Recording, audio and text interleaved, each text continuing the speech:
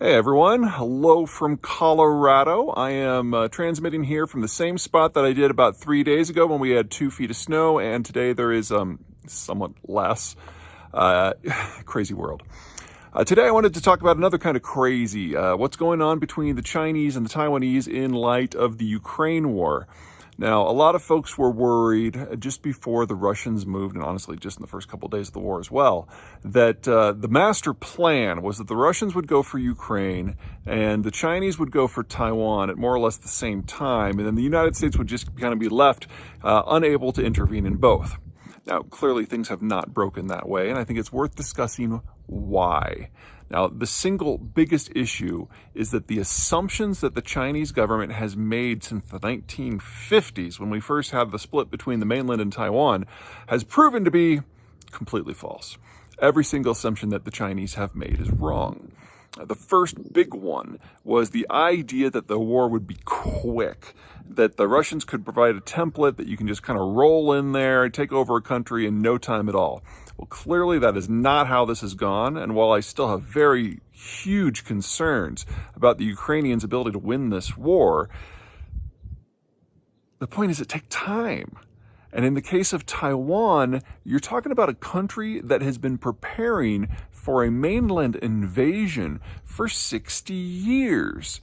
Now, you can all say that the Ukrainians have overperformed, and they absolutely have.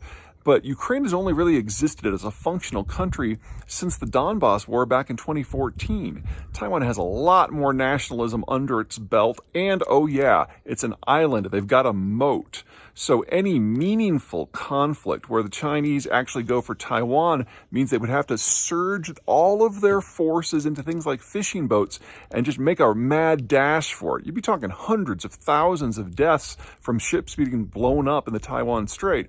The alternative, of course, is to do a slow mobilization like the Russians did for Ukraine. But Taiwan's first nuclear power reactor was built 40 years ago, and the Taiwanese, if they had notice, would absolutely be able to bring a few nukes to the party. So that's not an option.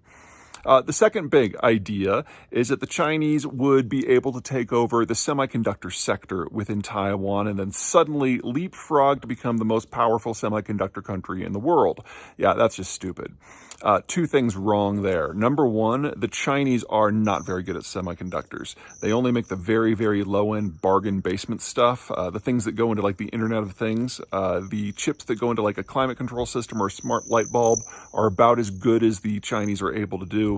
They don't have the technical skills, they don't have the workforce, they don't have the command of the supply chain, and oh yeah, all the designs for Taiwan's chips, they come from Japan and the United States.